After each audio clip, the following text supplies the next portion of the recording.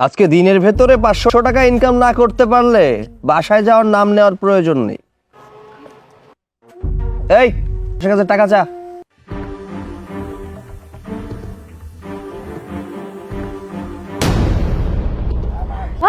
তুই এভাবে রাস্তা দাঁড়িয়ে ভিক্ষে করছিস? ইভা, তুই যতই হাত দিয়ে মুখ ঢাকার চেষ্টা করিস, আমি তোকে বড় শিল্পপতি, তোদের বাসায় 8-10টা কাজের লোক কাজ করে, আর তুই রাস্তা দাঁড়িয়ে ভিক্ষা করছিস? শোন, এত কথা বলিস না তো। আমার ভিক্ষা করতে ইচ্ছা করেছে, এখান থেকে চলে যা। এই নে। Thank you. তোর এত অহংকার ছিল, শেষে কিনা তোর রাস্তা দাঁড়িয়ে ভিক্ষা করতে হচ্ছে। চল তোর সাথে একটা সেলফি।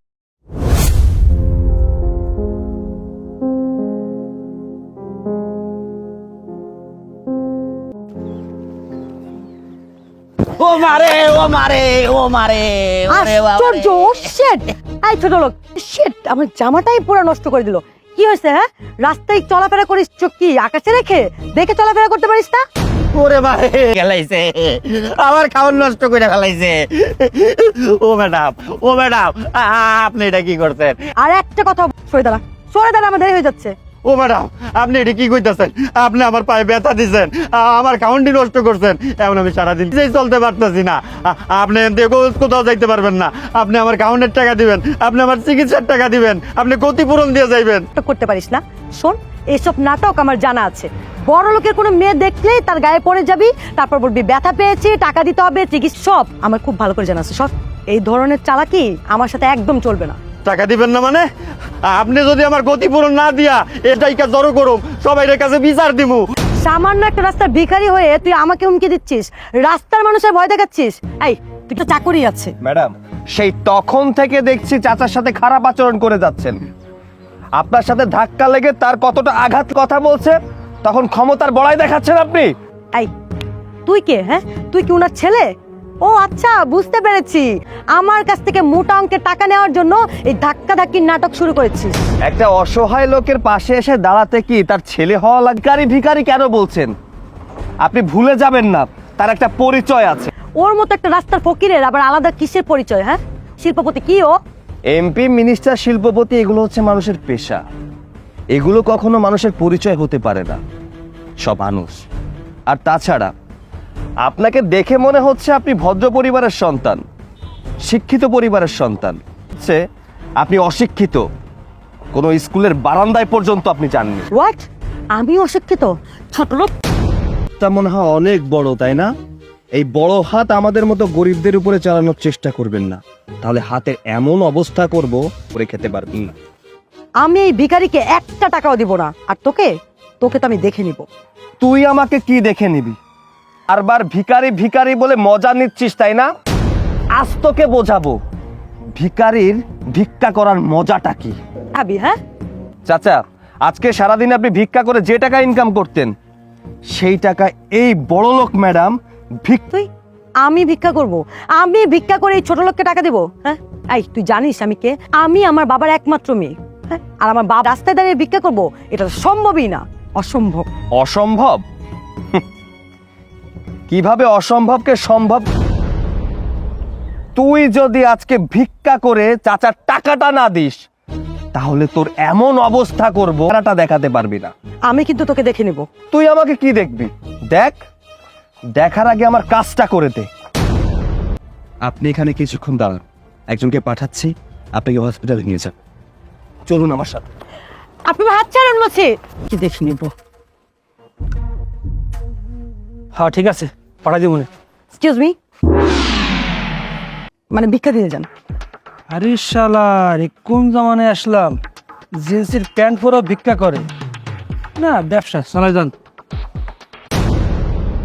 এই যে আজকে আমি তোর কারণে অপমানিত হচ্ছি, এটা সত্যি কিন্তু আমি শিখে নিব। আজকে দিনের বাসায় যাওয়ার নাম নেওয়ার প্রয়োজন নেই। এই, তাড়াতাড়ি ভিক্ষা কর, মানুষের কাছে টাকা চায়।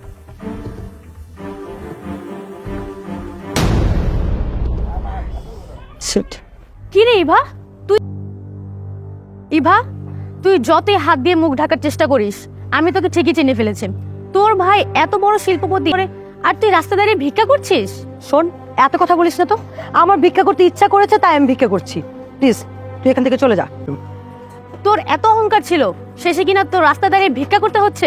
চল তোর সাথে একটা সেলফি তুলি, কলেজের সবাইকে দেখাবো। সরি, তোর লিমিটটা একদম ক্রস করবি না, যা তো যা যা। ইস, আমার সাথে সেলফি তুল, শুধুমাত্র তোর সামান্য একটা মেয়ে আমাকে অপমান করে গেল, এর প্রতিশোধ তো আমি ঠিকই নিব। এই অপমানের শোধ খুব বড় আকারে তোকে দিতে হবে।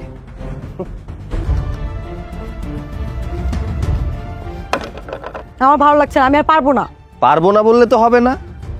এখন যতক্ষণ না পর্যন্ত চাচার ক্ষতিপূরণ উঠছে ততক্ষণ তো ভিক্ষা করতেই হবে। আমি পারবো না, আমার অনেক ক্ষুধা লেগেছে। আর তোর কথাই যেটা আমার করার কথা না, আমি সেটাও করেছি। দেখ, আর কিন্তু বেশি বাড়াবাড়ি করিস না।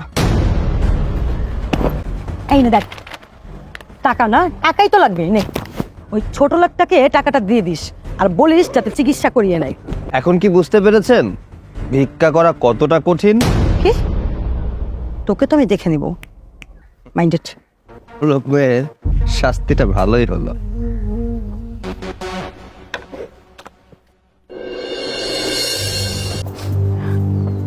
কিরে, তোকে এমন লাগছে কেন? তোকে দেখে তো মনে হচ্ছে কোথা থেকে কাজ করে আসলি। ভাইয়া আর বলো না, কি প্রবলেম দেখো, গাড়িটা নষ্ট হয়ে গেল, গাড়ি ছাড়া আমাকে যেতে হলো।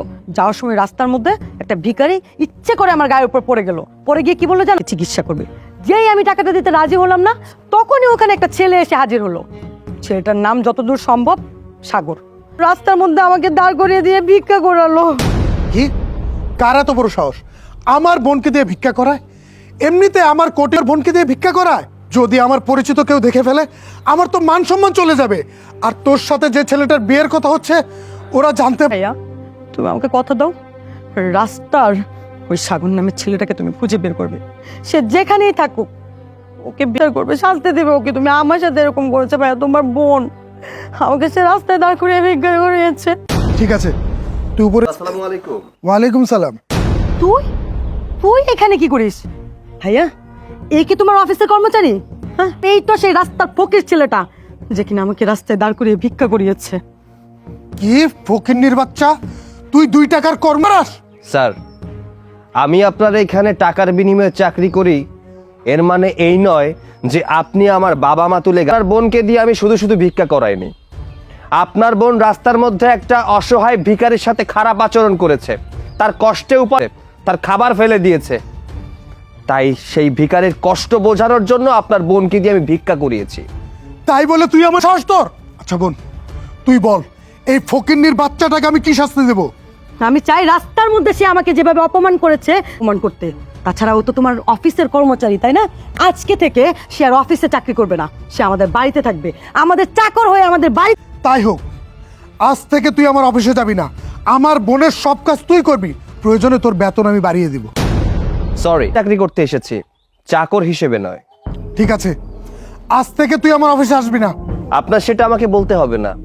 যখন পেটে ভাত থাকবে না, তখন এমনি দৌড়াতে দৌড়াতে আমার ভাইয়ের কাছেই হাত পাততে আসবে, ছোট লোক।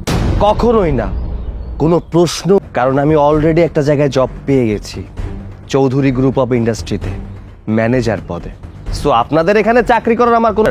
আপনাকে একটা কথা বলে চাই, পারলে আপনার বোনকে একটু শিক্ষা দিবেন, মানুষের সাথে যেন ভালো ব্যবহার করে, আর তা না হলে ভিক্ষা করতে হবে। তোর কারণে আমার এত ভালো একটা কর্মচারী হাতছাড়া হলো। ভালো না? এর মধ্যে কি থেকে কি হয়ে গেল?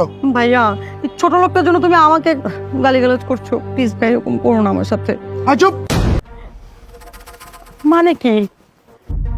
ছোট লোককে সাহায্য করে তো মনে হচ্ছে আমি নিজে এখন সাহায্য হয়ে যাচ্ছি। করে দেয় আমাকে, তো তাহলে সত্যি সত্যি রাস্তায় নেমে ভিক্ষা করতে হবে।